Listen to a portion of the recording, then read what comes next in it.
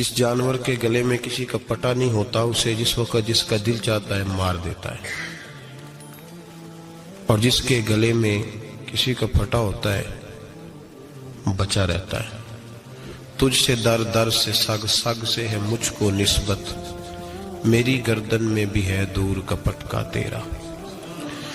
ایک تو وارث والا بندے کو لوارث نہیں ہونا چاہیے، اور دوسرا اسے یہ بھی احساس ہونا چاہیے کہ میرے وارثوں کی میری طرف توجہ کتنی زیادہ ہے، میری طرف توجہ کتنی زیادہ ہے۔ اللہ بڑا مہربان ہے، بڑا کریم ہے، بڑا رحیم ہے، لیکن وہ کہتا ہے میری توجہ تو کرانا اپنی جانب، تو آ تو صحیح نا مسجد میں، میری توجہ کرانا، تو نماز پڑھے گا تو میں تجھے ثواب دوں گا، تو روزہ رکھے گا تو میں تجھے اجر دوں گا، تو حقوق العباد پورے کرے گا تو میں تجھے معاف کروں گا۔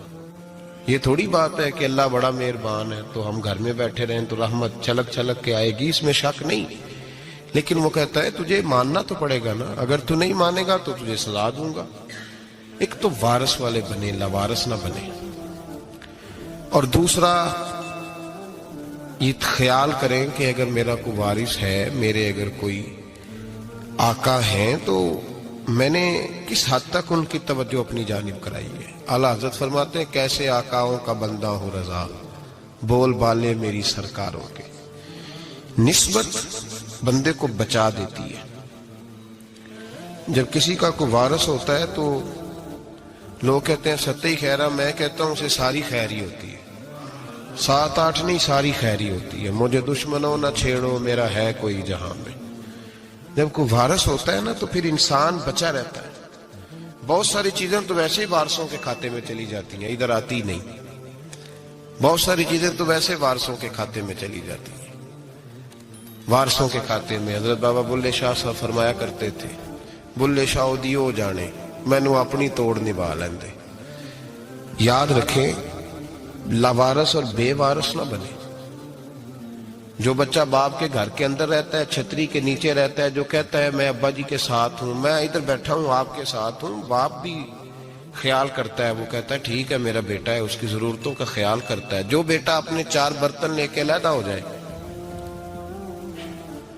ابا جی پتہ اسے کیا کہتا ہے؟ کہتے کماتے کھا موج کر، اب کماؤ اور کھاؤ، بات ختم ہو گئی۔ جب تک تو میری چھتری کے نیچے تھا، میری ذمہ داری میں تھا، اب موج کرو۔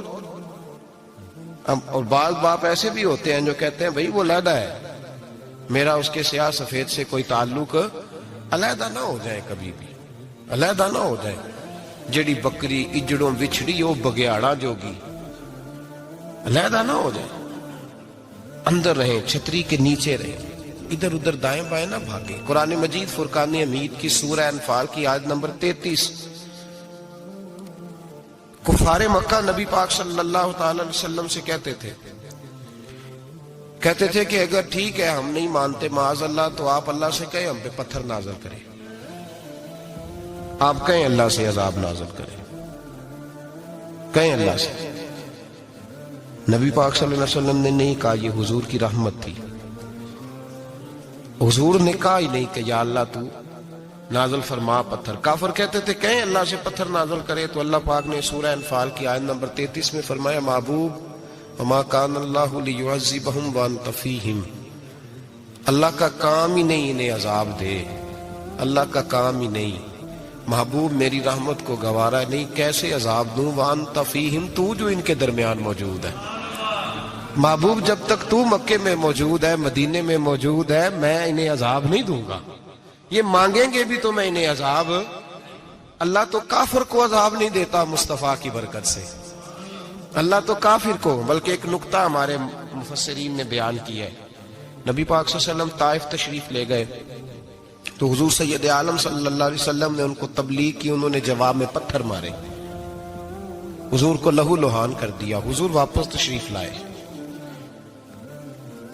حضرت زید بن حارثہ رضی اللہ تعالیٰ عنہ ساتھ تھے، کہتے ہیں جب واپس آئے تو اللہ پاک نے حضرت جبریل امین کو بھیجا، کہا میرے محبوب سے جا کے پوچھو کہ حبیب اگر تو کہتا ہے نا تو میں ان کو 2 پہاڑیوں کے بیچ رکھ کے مسل دیتا ہوں، 2 پہاڑیوں کے درمیان رکھ کے پیس دیتا ہوں، تباہ کر دیتا ہوں ساری بستی طائف کی، اگر تو کہتا ہے۔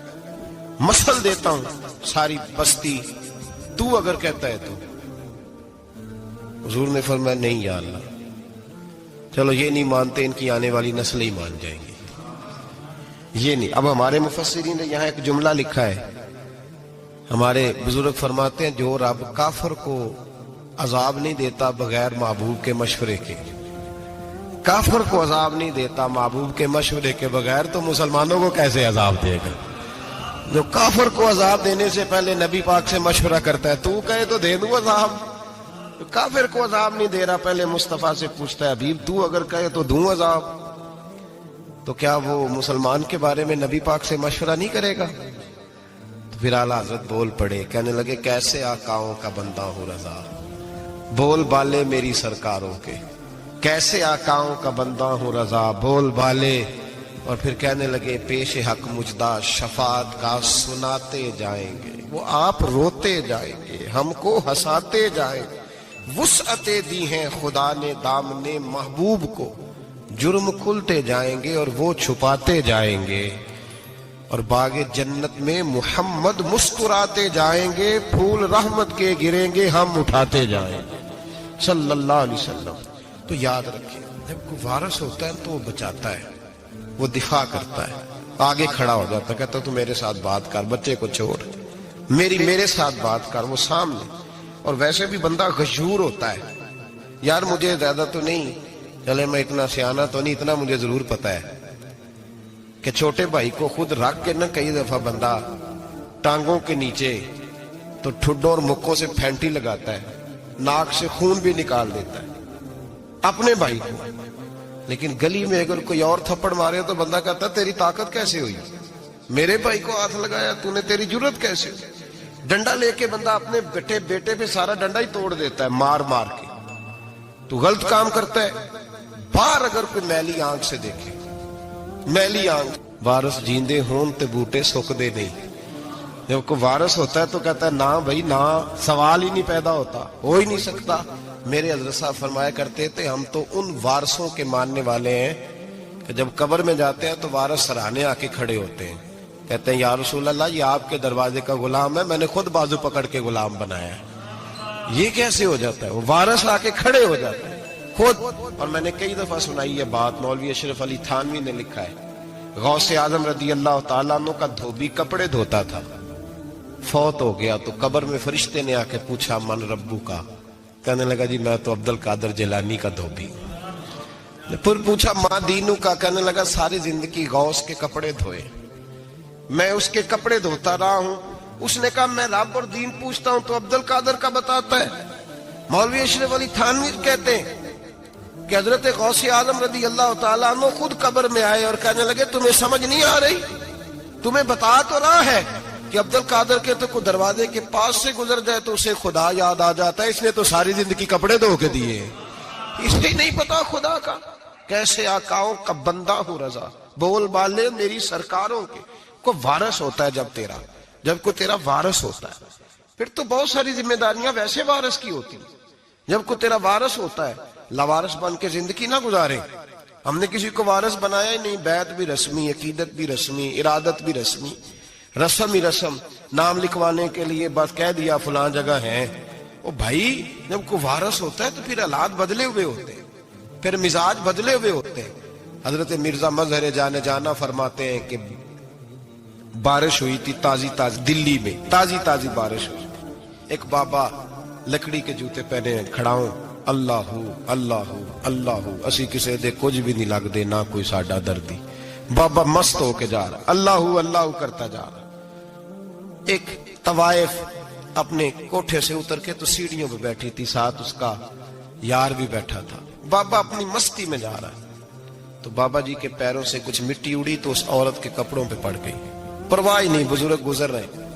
وہ یار اس کا دوڑا ہوا آیا، اس نے آ کے تھپڑ مارا، کا خیال نہیں سارے اس کے کپڑے آلودہ کر دیے، تو کدھر، تیرا دماغ نہیں ٹھیک؟ بابے نے نظر اٹھائی، کہا بیٹے میں نے دیکھا نہیں، چل اللہ تیرا بھلا کرے، تو نے بدلہ لے لیا۔ بابا جی چپ کر کے وَإِذَا خَاطَبَهُمُ الْجَاهِلُونَ قَالُوا السَّلَامَ، چپ کر کے گزر گئے۔ ٹھنڈ کا موسم تھا، بارش تازہ ہوئی تھی، حلوائی دودھ काट रहा था, उसने बिठाया बाबा जी को फट्टे पे, प्याला पकड़ा, दौड़ के आगे बढ़ा, बुजुर्ग आ गए, आइए बैठिए, दूध का गरम गरम प्याला शक्कर डाल के दिया। बाबा जी ने दूध पिया, फिर नजर झुकी, फिर रंग बदला, कहने लगे मालिक तू कितना बेनियाज है, कहीं थप्पड़ मरवाता है, कहीं दूध पिलाता है, तेरी बेनियाजी है ना, उधर थप्पड़ मरवाया, यहाँ दूध पिलाया, तू ही जानता है तेरे रंग क्या है। अभी बाबा वहीं बैठा था, दौड़े आए पीछे से लोग, शोर हुआ, बाबे को दबोच के वहां ले गए जहां उस नौजवान ने थप्पड़ मारा था। कहा तू अल्लाह का बंदा है, अल्लाह के बंदे बद्दुआ तो नहीं देते, हुआ क्या? कहा तूने बद्दुआ दी है? कहा नहीं दी, बात बताओ। कहने लगे उसने तुझे थप्पड़ मारा, छत पे चढ़ा है, पैर फिसला है, गर्दन के बल गिरा, मन का टूट गया, मर गया, तूने बद्दुआ दी है। बाबा जी कहने लगे यार मैंने तो दूसरा लफ्ज भी नहीं कहा, भला हो कह के गुजरा हूं, मैंने नहीं बद्दुआ दी। कहा तूने दी है तभी तो मर गया। कहा नहीं दी। कहा बाबा तू बुजुर्ग आदमी है, सच बोल। तो बाबा जी कहने लगे सच सुनो। फिर मैं आ रहा था, मेरे पैरों से मिट्टी उड़ी, इसके यार के कपड़ों पे पड़ी, इसे बुरा लगा, इसने मुझे मारा।